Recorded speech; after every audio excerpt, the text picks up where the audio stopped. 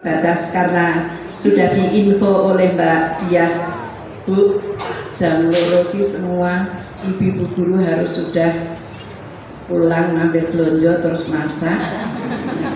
Oleh karena itu waktu yang sesempit ini akan saya manfaatkan dengan sebaik-baiknya. Mestinya hari kemarin itu adalah toharoh, berwudu, kemudian hari ini sholat dan jenazah sekitar kematian wis ndinding dhisik nek bersangkutan dengan kematian karena merasa belum ada sangnya. Oleh karena itu masalah berwudu kita cancel. Insya Allah pada kesempatan lain kita masih ada kesempatan untuk bertemu, sehingga tidak ada salahnya nanti kita seselkan, kita sisipkan dalam acara-acara tersebut, tidak harus saya. Untuk selanjutnya yang mesti saya sampaikan adalah tentang sholat. Sholat ini hanya akan saya ambil yang simpel saja karena saya punya keyakinan dan sudah husnudon dengan ibu-ibu yang hadir pada kali ini. Kalau sholat itu sudah di mana-mana sudah dipelajari, baik di masyarakat, di pengajian-pengajian maupun di media-media majelis yang lain. Oleh karena itu nanti akan saya bahas yang lebih panjang waktunya adalah masalah selebeni, yaitu tentang kematian. Oleh karena itu langsung saja mengenai ibadah sholat. Wudhu adalah kunci utama untuk sahnya sholat. Wudhu tidak sempurna, wudhu tidak benar, akhirnya menyebabkan sholatnya juga tidak sah. Lah wudhu ini belum diajarke, mosok terus harus latihan sholat. Kan latihan. Wudhunya yang jelas nanti bisa dikaji yang lain ya. Tapi tidak, insya Allah tidak mempengaruhi sholatnya bunda-bunda sekalian. Sholat fardu yang harus kita yakini ini wajib harus dilaksanakan. Tidak boleh tidak, dalam kondisi apapun kita harus melaksanakannya. Oleh karena itu dalam sholat pun menentukan sahnya kita memperoleh sholat yang sempurna dan benar. Untuk itu pada waktu Baitul Arqam di Kaliurang itu pun juga sudah disinggung, sudah disampaikan, namun belum secara detail ya. Kita terima masih saya sendiri juga merasa belum tambah ilmunya sebenarnya seperti apa untuk sholat gerakan yang benar. Kalau bacaannya insya Allah, terutama bunda-bunda pahlawan tanpa tanda jasa ini setiap saat sudah mengajarkan di Taman Kanak-kanak Aisyah Bustanul Atfal setiap harinya bagaimana bacaan sholat yang benar.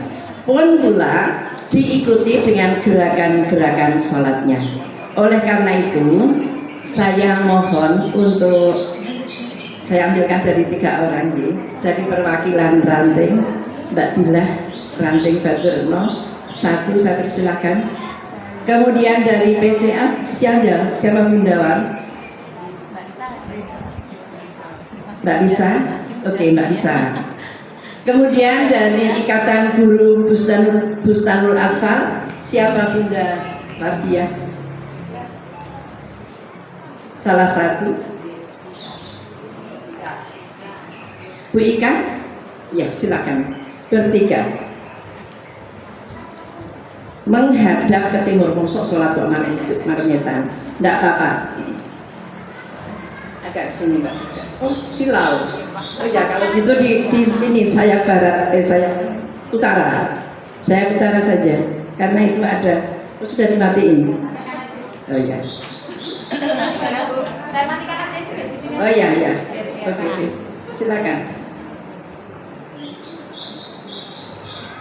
Bagaimana sholat di awalnya? Diawali dengan niat. Ini amal akmalu niat ini. Diawali dengan niat menghadap kiblat. Ka'bahnya ada di sana, makanya sholatnya menghadap ke timur. Betul Ibu? Oh ya, ini etok-etoknya kono kulonnya barat. Sesudah kita menghadap kiblat, tenang, berdiri dengan baik, diikuti dengan pandangan mata ke tempat sujud.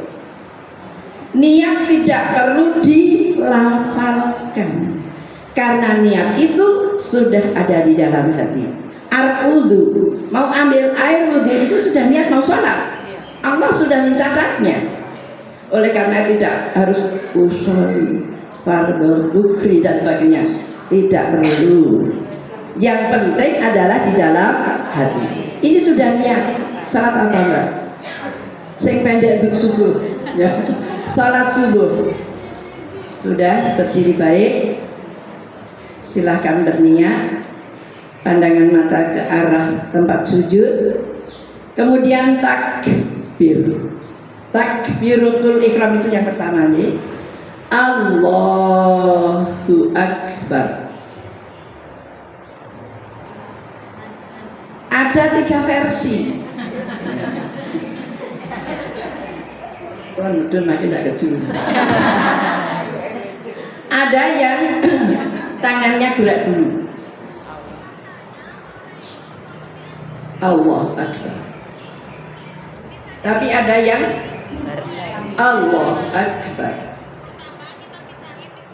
Ada yang Allahu Akbar. Sama boleh tiga-tiganya. Takbir dulu baru gerakan. Gerakan dulu baru takbir. Yang mesra takbir bersama gerakan. Monggo silahkan pilih salah satu. Kita coba lagi. Allahu Akbar. Jangan guyu sholatnya guyu. Kemudian gerakan tangan ini ada yang hadisnya juga sama-sama sahih. Tangan sejajar telinga.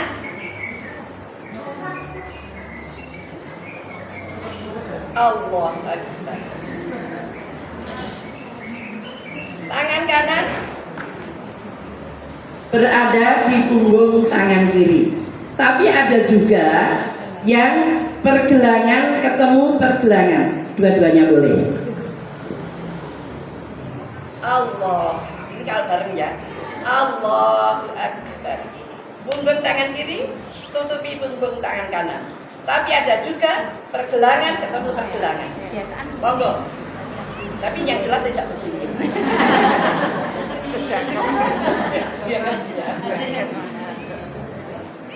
Ini ada yang apa sebabnya?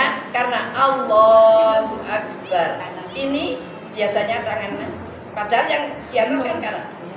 Nah, akhirnya ada yang tapi tidak usah kita Allah.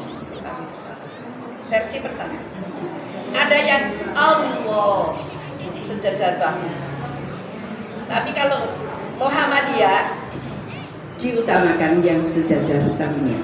Ini menghadap ke kiblat semua jari-jarinya. Yuk kita ulangi sambil bersedekat. Allahu Akbar. Turun dikit deh. Duduk lagi. Nah. Ini pakai falsafah. Tangan berada di atas dada. Dadanya ini di atasnya. Dadanya yang ini pas dada. Sudah ya? Oh, enggak kecuma lagi. Dilanjutkan dengan gerakan rukuk dengan mengangkat tangan seperti tadi sejajar telinga baru rukuk. Yo, Allahu Akbar. Nah, Mbak Tila sudah lurus betul, membentuk sudut 90 derajat. Mbak Ika Tunduk sedikit Mbak, tunduk sedikit lagi. Nah, ya, oke, sudah. Tangannya lurus ya. Jari-jarinya kita dengkul ora ya. Ini dengkul, tapi sudah ganti menghadap ke bawah jari-jarinya. Tidak di sini, tapi di sini. Pas lutut. Sudah betul. Sami Allahu liman hamidah diangkat. Kembalinya pelan-pelan saja ya. Bukan sami Allahu liman hamidah. Biasa. Sami Allahu liman hamidah.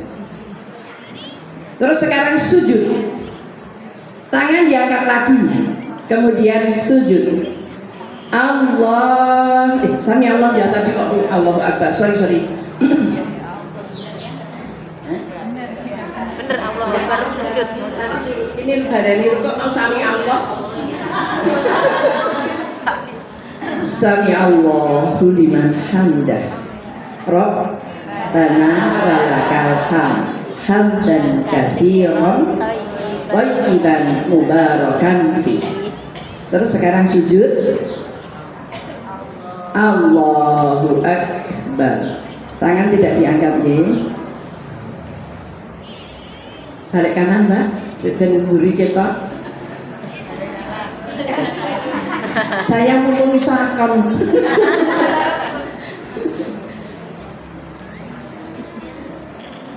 Tujuh anggota tubuh harus menyentuh. Nah, sudah betul. Satu batuk, dua telapak tangan, dua lutut, jari-jari kaki, semuanya menghadap ke arah kiblat.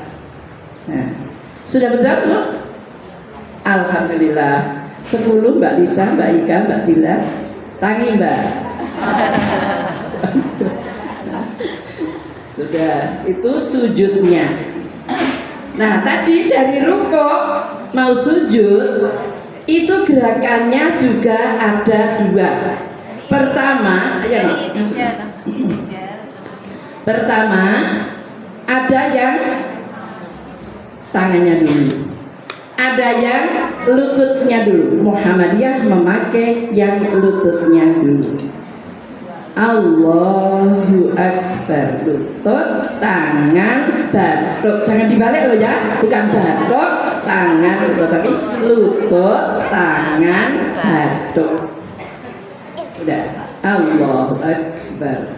Tangan ada di atas paha, ujung jari yang tengah lurus dengan lutut, tidak terlalu ngadepin juga.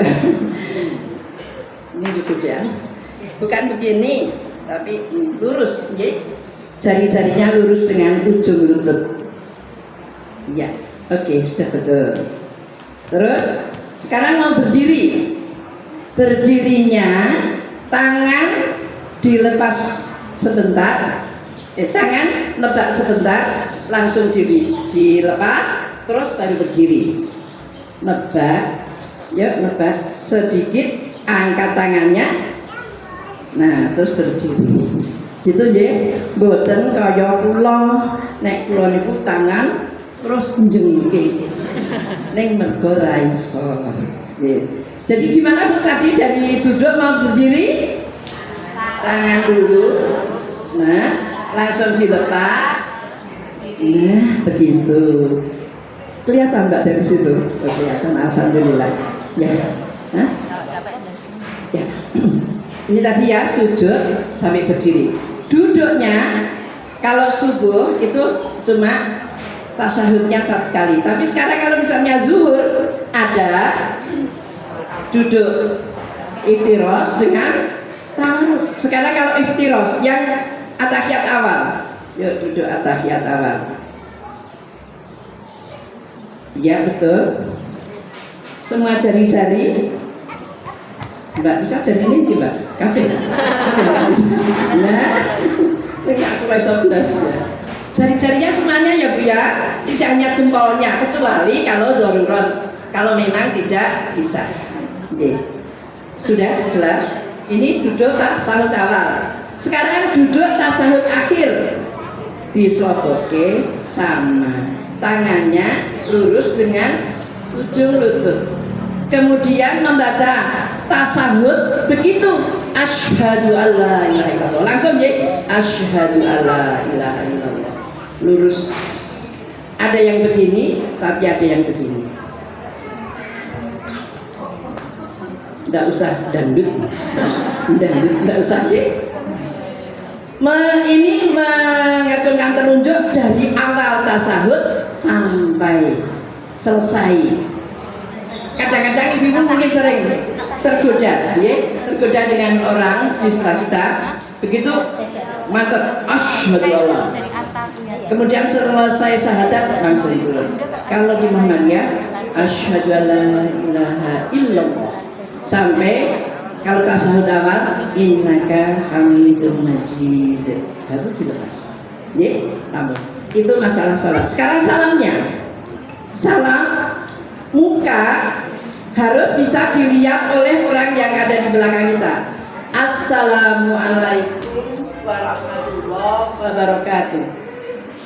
Assalamualaikum warahmatullahi wabarakatuh. Muka bisa dilihat dari orang yang ada di belakangnya. Ada pertanyaan? Ya? Ya? Atahiyat? Sudah?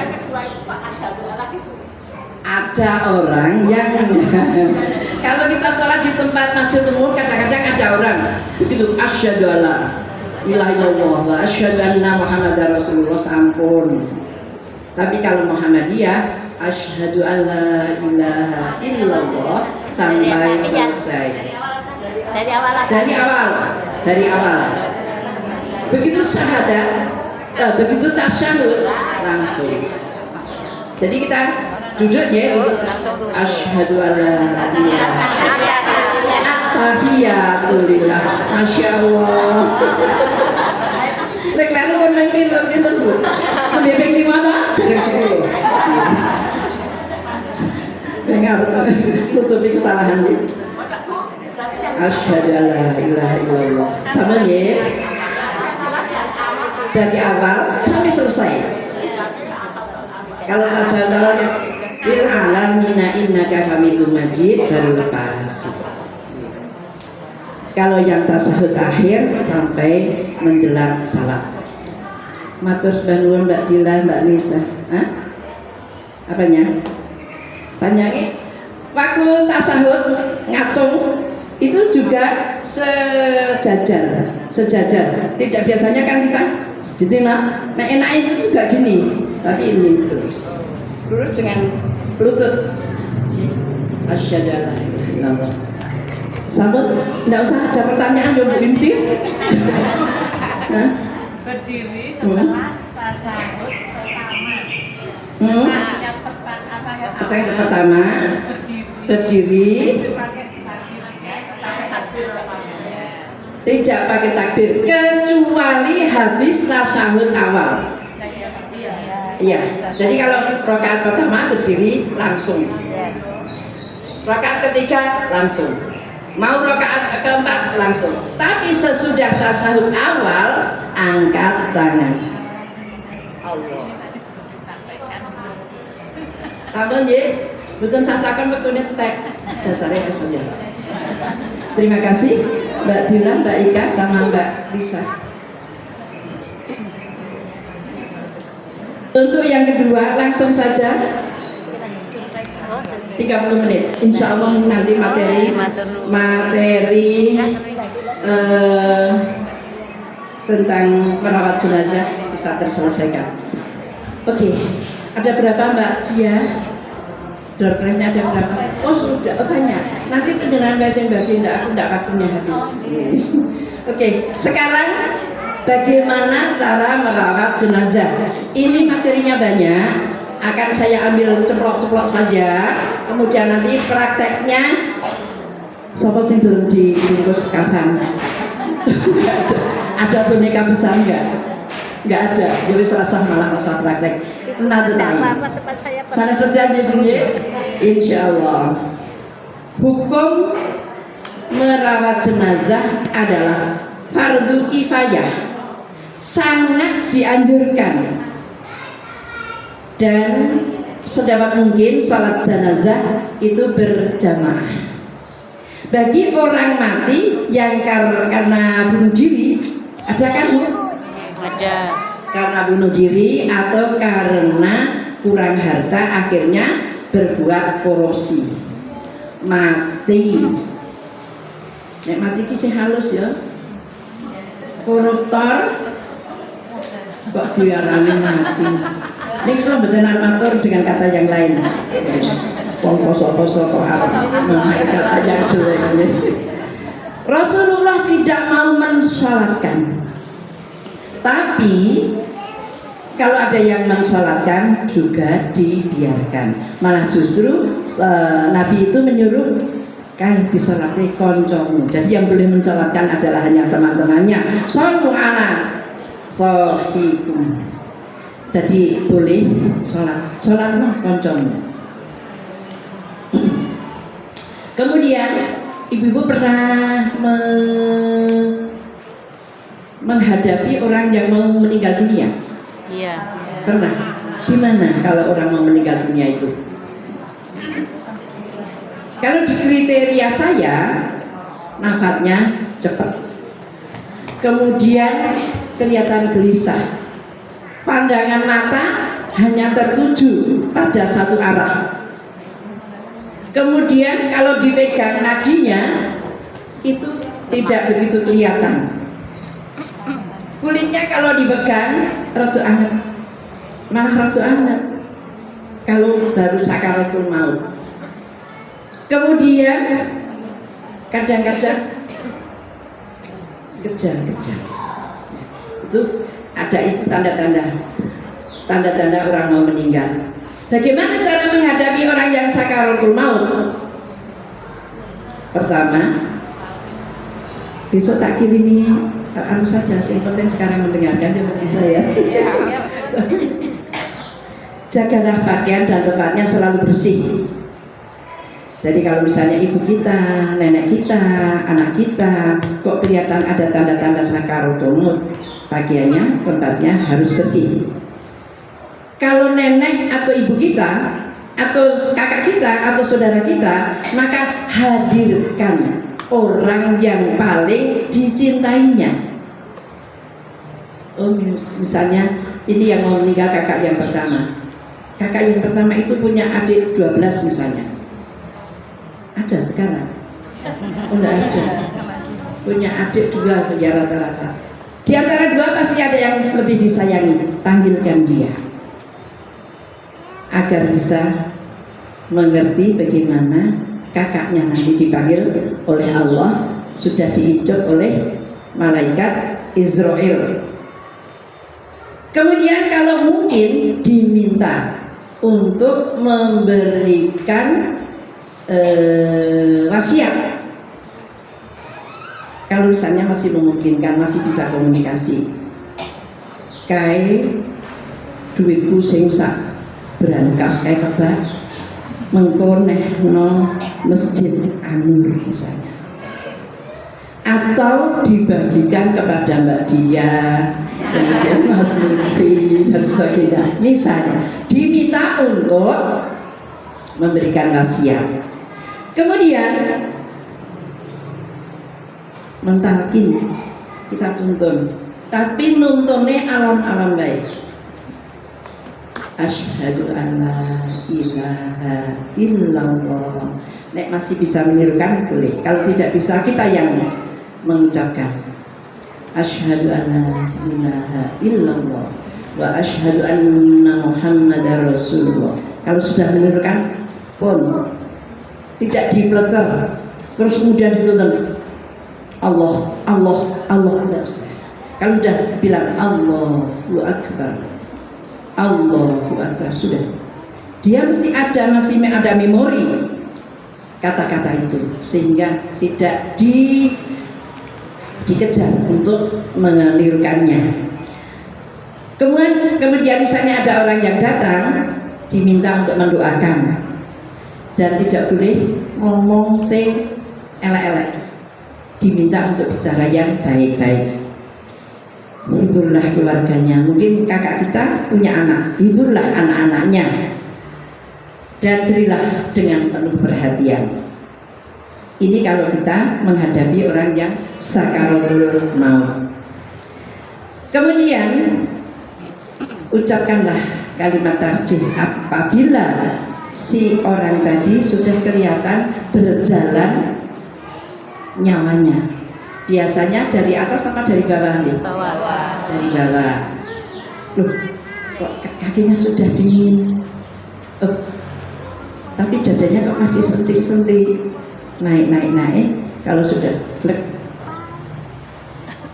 ucapkanlah kalimat tarjih, inna lillahi wa inna ilaihi raji'un. Harus ya benar ya, inna lillahi wa inna ilaihi raji'un. Tapi kalau ibu-ibu ini pasti sudah betul semuanya, karena saya sering dulu waktu masih ngajar, ada pengurus OSIS masuk ke dalam kelas ngomongnya ada berita lagi inna lillahi wa inna ilaihi raji'un. Itu sering terjadi, tapi kalau ibu-ibu nggak ada itu. Kemudian dibolehkan menangis, tapi sekedarnya saja, jangan sampai meraung-raung. Menangis sekedarnya saja. Kalau sudah, biasanya orang mati ada yang langsung pejam mata, tapi ada yang mendelik. Maka telungkupkanlah matanya, dipejamkan dan didoakan, ya Allah, ampunilah siapa namanya yang meninggal itu, ya Allah ampunilah si fulan, tinggikan derajatnya setara dengan orang-orang yang soleh, lapangkanlah kuburnya, berilah ampunan dan terimalah amal ibadahnya. Kemudian kalau mulut menganga, diikat dengan kepalanya, biar kalau tadi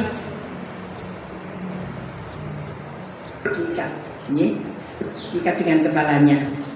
Tapi saya pikir karena ini masih ibu-ibu muda, mungkin masih jarang-jarang ya bertemu dengan orang yang dalam keadaan sakaratul maut atau sudah dalam keadaan baru saja meninggal. Kemudian pejamlah mata sudah, diikat sudah, lemaskan seluruh persendian. Kalau orang tua sakit itu biasanya, kalau biasanya tidurnya itu jingkrung, itu biasanya kaku, maka dilemaskan. Bagaimana cara melemaskannya? Diusap dengan air yang anget dengan teh, tapi tidak tanpa gula loh ya. Air anget, gula, berarti mendengarkan. Lemaskan seluruh persendiannya, letakkan kedua tangannya di dada. Kemudian yang tadi dilemaskan dengan air hangat, diberi teh dan dengan daun bidara. Daun bidara. Ada enggak daun bidara? Beli di pasar ada, tapi udah kering, nanti bisa dibasahkan. Kemudian kalau sudah meninggal, kalau tadi tidurnya di lantai misalnya, angkat, ditinggikan, misalnya di atas tempat tidur atau di dipan atau di kursi panjang dan sebagainya, atau di sofa, monggo ditinggikan tempatnya. Kemudian kalau sudah, lunasi hutang-hutangnya, akan lebih bagus. Lah, gue jualan tidur masuk kan melunasi, itu nanti menjadi tanggungan keluarga. Sampaikan pada keluarganya, tolong ibu punya hutang berapa, bapak punya hutang berapa, kemudian dilunasi seketika, tidak usah menunggu nanti kalau ada uang takziah, tidak, kalau kita punya langsung dilunasi. Kemudian setelah itu siapkan keperluan perawatan jenazah. Kalau perlu ya langsung diumumkan, biasanya di kampung pertama kali diumumkan di masjid, di mushola, di gedung pertemuan dan sebagainya, diumumkan terutama di masyarakat lingkungannya, langsung bisa mengerti kalau si fulan meninggal. Kemudian berikutnya, kewajiban terhadap jenazah itu ada 4. 1. Memandikan jenazah, diutamakan orang yang diminta oleh jenazah. Lah, wis mati kok mosok minta. Aku mati loh, aku kok kudu ditusi Mbak Lisa.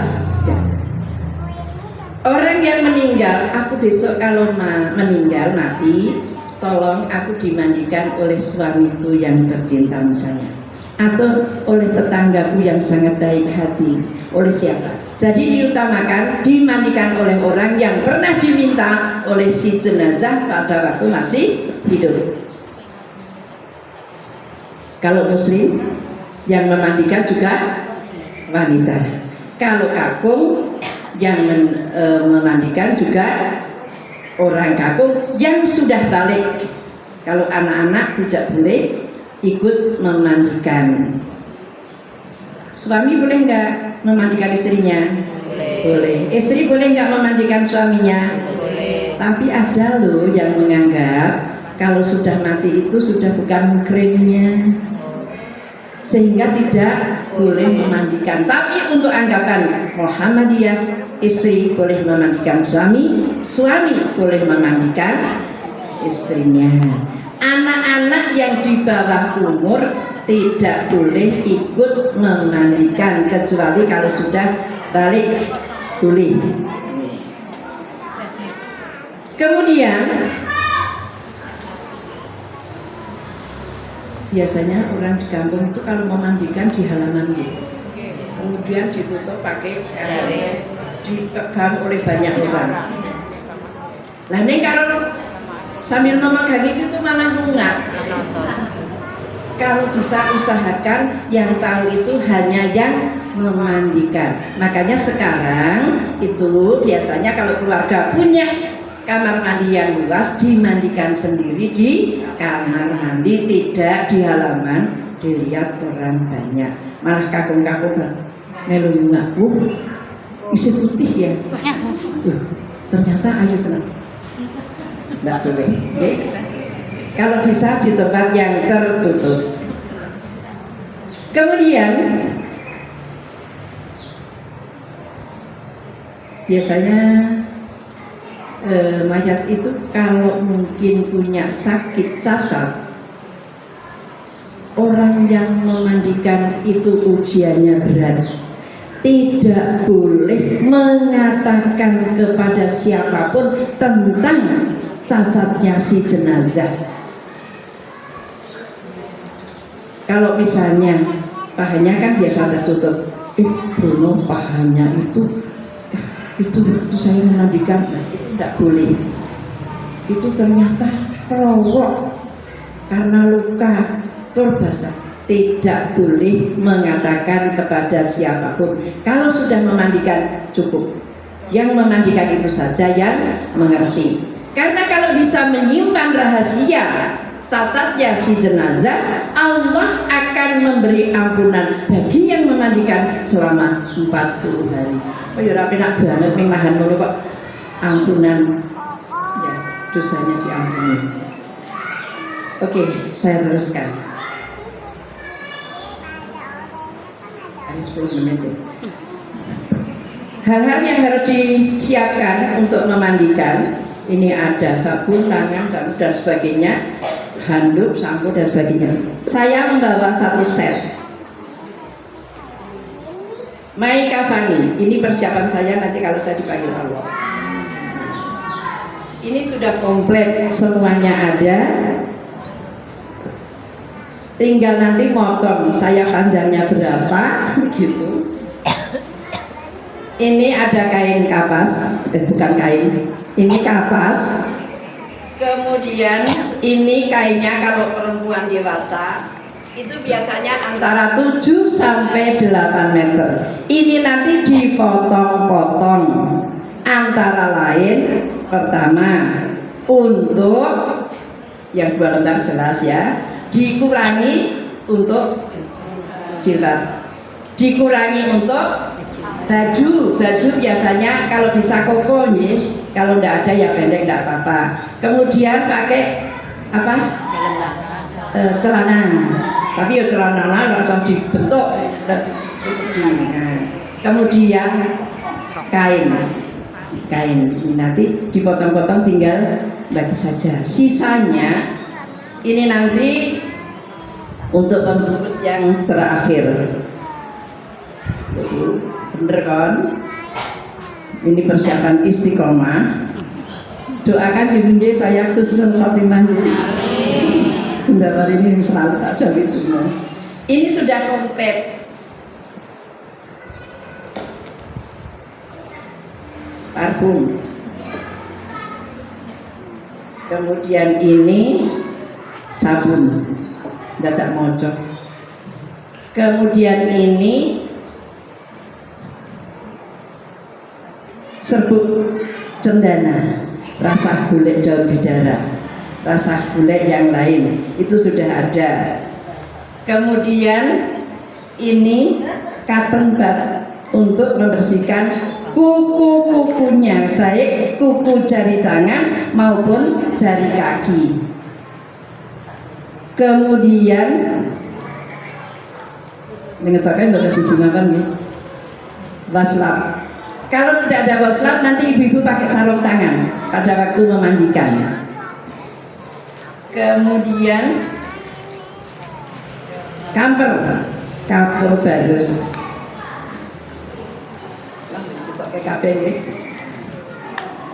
Kemudian di sini sudah ada bagaimana tuntunan cara memandikan.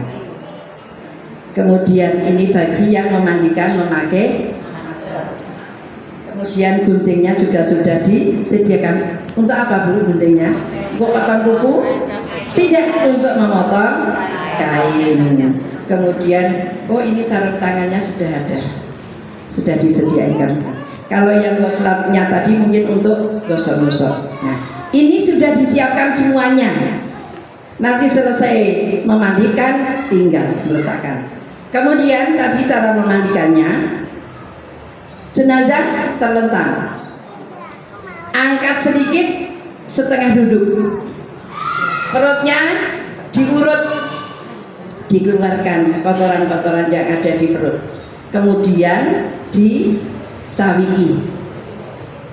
Nggak apa-apa, sudah pakai sarung tangan kok, tidak akan kena tangan. Kalau sudah termasuk ada mata, kemudian hidung dan semuanya dibersihkan. Setelah itu kemudian dituang air pada organ tubuh yang biasa wudhu. Jadi diawali dari tangan, kemudian kita kumur, ya cucur gitu. Kemudian tadi kan sudah dibersihkan giginya. Kemudian muka. Pakai air yang ngalir ya Bu ya. Kalau misalnya untuk memandikan itu pakai selang, ya selangnya saja dikujur mukanya. Sesudah itu apa Bu? Tangan kan yang dulu. Kalau wudhu tangannya tak sendiri ya.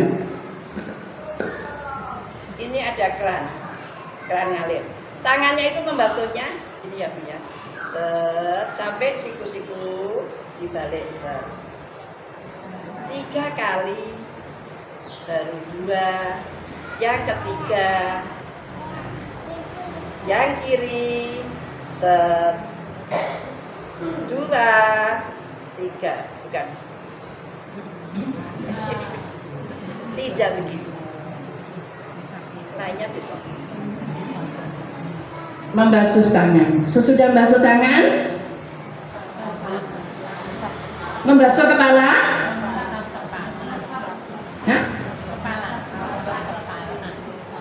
Mengusap kepala, tuang air, dibuang, diusapkan. Nek cowok boleh langsung set, kalau kita rambutnya panjang banget. Boleh begini, set ke belakang, telunjuk masuk telinga, jempol ngubungi telinga. Sudah. Satu kali saja. Sesudah kepala terus kaki. Jadi ngecur pertama tangan dibersihkan dulu, kemudian mukanya, tangan kanan, tangan kiri, usap kepala, kemudian kaki. Setelah itu baru dibersihkan secara total, diguyur seluruhnya, disabun. Pakai ini sabunnya sudah ada. Kemudian sampo, sabun ini ya. Kudunya mana sabun? Padahal belum tangguh kok enggak ada. Pakai sabun, kemudian kalau bisa bersihkan, guyur lagi, bersihkan lagi, guyur lagi, minimal 3 kali, boleh 5, boleh 7. Kok wis ping 7 kok isih lunyu, ulangi lagi. 9 boleh sampai terasa kesat, tidak licin lagi sampai bersih. Setelah itu bagaimana? Bersih enggak?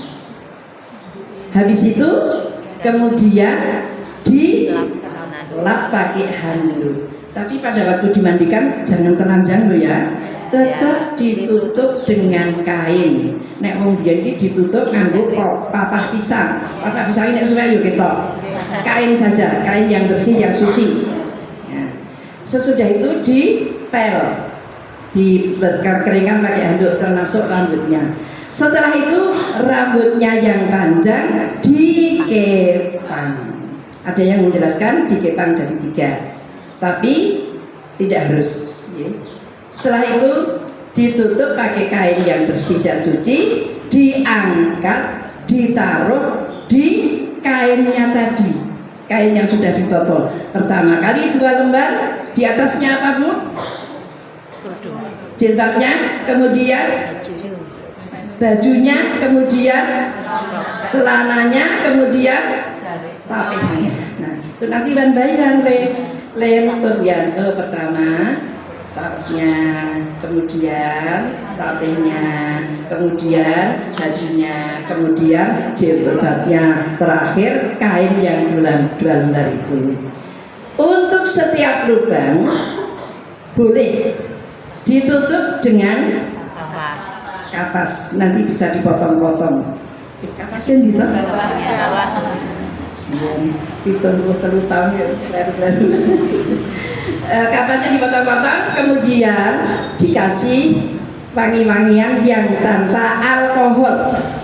Atau kalau tidak ya kamar itu, kamarnya dihaluskan. Nanti semua lubang ditutup, baru di kainnya tadi ya.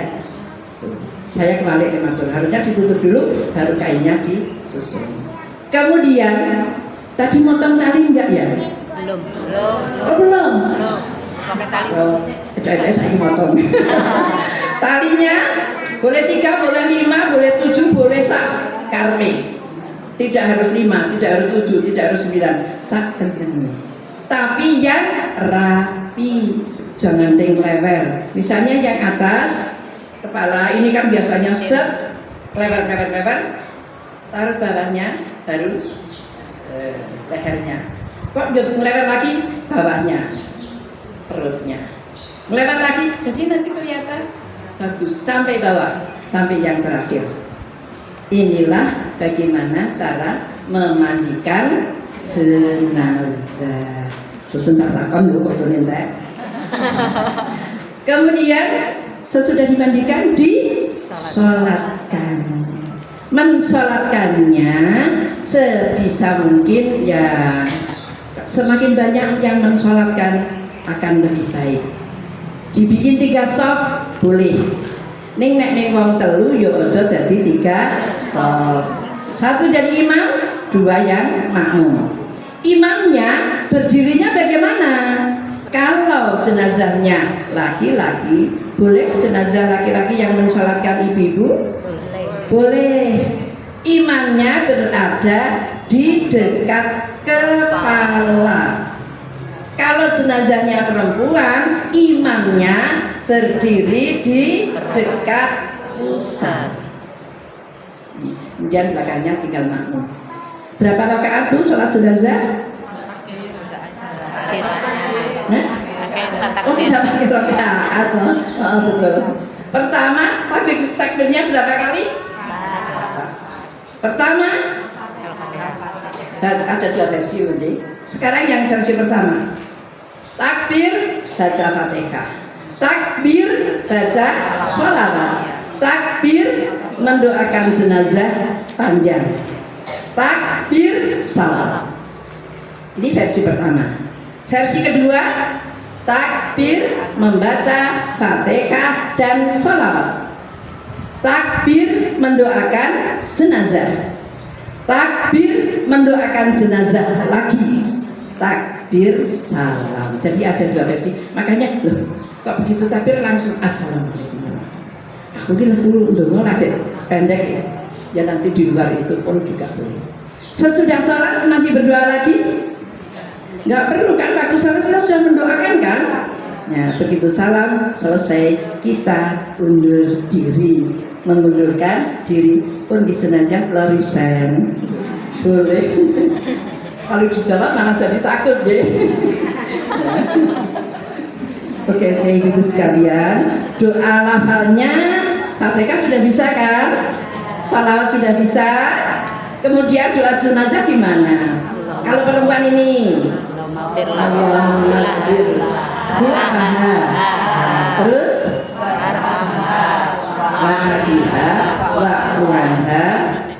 Oh ya, kalau masih mau ditambah dengan doa lain boleh. Nah, kalau doanya dibagi dua, nanti yang belakang itu la tahrimna ajroha wala taftina ba'daha. Tinggal mempraktekan, muka-muka ono sing mudah-mudahan suatu saat nanti kalau kita bisa bertemu dengan jenazah. Mau cari jenazah di rumah sakit mesti setiap hari itu ada Bu kalau mau cari pahala. Ibu-ibu sekalian, barangkali untuk merawat jenazah dari persiapan memandikan, mensolatkan, nah tinggal satu mengubur. Ibu-ibu rasa mengubur. Ibu-ibu tetap di tempat yang kita takziah, yang sampai ke makam bapak-bapak saja. Ini ditekankan oleh Muhammadiyah. Ibu-ibu cukup di tempat takziah. Yang bapak-bapak boleh langsung ke makam. Memang disediakan kalau bapak-bapak boleh ke. Ada pertanyaan?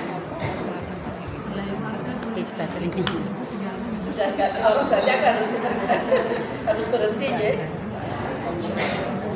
Satunya Ibu-ibu sekalian, barangkali satunya ini satunya yang satunya satunya. Dibantu deh.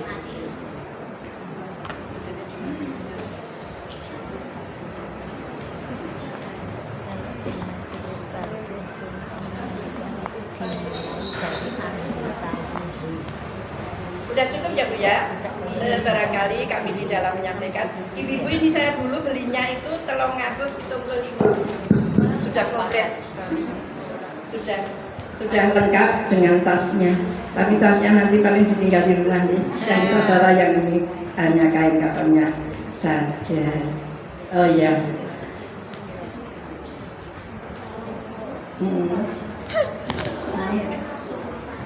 Oh ya, jadi ini Mbak Diah menyampaikan ada di antara ibu-ibu ada yang bertanya bagaimana kalau kita salamnya pada waktu mensolatkan jenazah. Ada yang Assalamualaikum warahmatullahi wabarakatuh. Assalamualaikum warahmatullahi wabarakatuh. Enggak perlu. Ya kalau kita sholat kan Assalamualaikum, kita bersedekap. Assalamualaikum warahmatullahi wabarakatuh. Assalamualaikum warahmatullahi wabarakatuh. Baru turun selesai. Gitu Mbak Diah. Tapi memang kita sering melihat itu. Jadi begitu salam di tangannya turun ya. One by one, satu persatu, kanan dulu kiri. Tapi yang dituntunkan oleh Muhammadiyah, setelah selesai kita baru melepas tangan sedekap kita. Banyak kurang dan lebihnya, monggo Bu. keluarga boleh mengantarkan nggak ke makam kalau keluarga.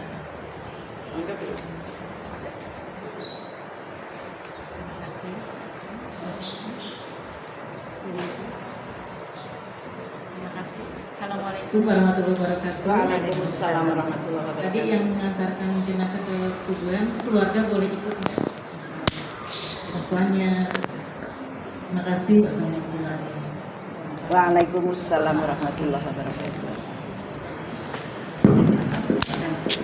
Bu Utarian ini bertanya, bagaimana halnya kalau misalnya yang meninggal suaminya, kemudian istrinya ingin mengantar jenazah ke makam, anak putrinya juga ingin mengantar ke makam, boleh nggak? Boleh nggak Bunda? Nggak boleh ya?